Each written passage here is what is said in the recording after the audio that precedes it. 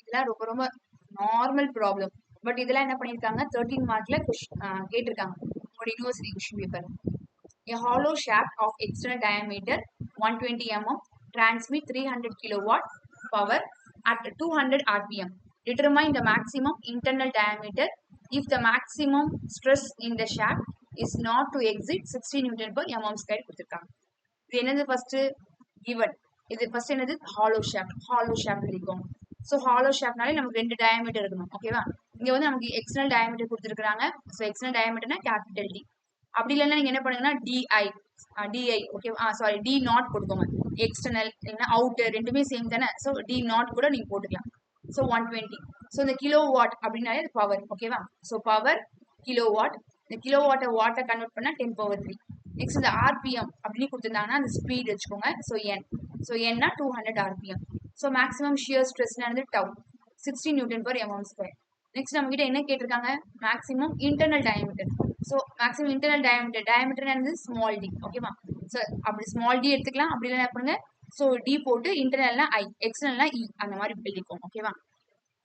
So எப்பவுமே நமக்கு இந்த பவர் ஸ்பீட் கிவன் கொடுத்துட்டாலே ஃபர்ஸ்ட் ஸ்டெப் நீங்க என்ன கண்டுபிடிக்கணும் அப்படின்னா பவர் ஃபார்முலால யூஸ் பண்ணி t உடைய வேல்யூ கண்டுபிடிக்கணும். ஓகேவா? So therefore power is equal to 2 pi n t divided by 60. So இது பவருடைய வேல்யூ நமக்கு தெரியும் 2 pi என்னுடைய வேல்யூ 200 into t உடைய வேல்யூ நமக்கு தெரியாது டிவைட் பை 60.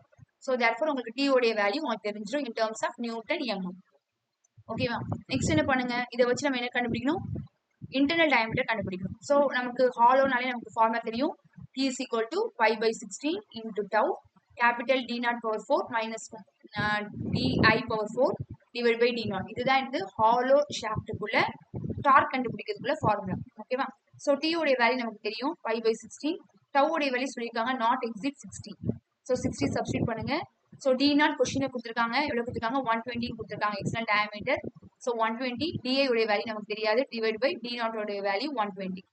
நெக்ஸ்ட் என்ன பண்ணுங்க இது நீங்க உங்களுக்கு சால்வ் பண்ண தெரியலனா 120 into 120 into 120 into 120 4 டைம்ஸ் கால்குலேட்டர்ல சால்வ் பண்ணுங்க. சால்வ் பண்ணிட்டு இங்க எழுதுங்க minus di power 4 divide by 120.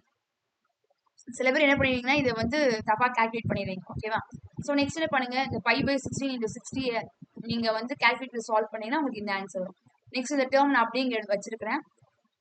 Next இந்த pi by 16 into 60 into 120 solve பண்ணா இந்த ஆன்சர். ஓகேவா?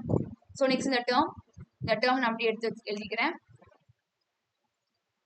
இங்க இருக்கிற டேர்ம் வந்து இந்த சைடில் போகும்போது இங்க இருக்கிற மல்டிபிளிகேஷன் ஸோ இந்த சைட் போகும்போது டிவைட் ஆயிடும். ஸோ டிவைட் பண்ணீங்கன்னா உங்களுக்கு இந்த ஆன்சர் வரும். நெக்ஸ்ட் இந்த டேர்ம் மட்டும் இங்க இருக்கும். நமக்கு வந்து என்னது டிஐ தான் நமக்கு தேவை. ஸோ இது அப்படியே வச்சுக்கோங்க. இங்க இருக்கிற பிளஸ் இந்த சைடு போகும்போது மைனஸ். ஸோ இது நீங்க என்ன பண்ணுங்க இது கால்குலேட்டர் சால்வ் பண்ணுங்க. ஸோ ஆன்சர் உங்களுக்கு மைனஸ்ல வரும். Next minus get cancel. So therefore di is equal to இந்த டேர்ம் வரும். நமக்கு வந்து டி தான் வேணும் டிஐ தான் வேணும். ஸோ இங்க இருக்கிற மல்டிபிளிகேஷன் இந்த சைட் போகும்போது டிவைட். ஸோ 1/4. ஸோ therefore உங்களுடைய டிஐ உடைய வேல்யூ 119.97 mm. எம்எம்ங்கிறது முக்கியம். ஓகேவா?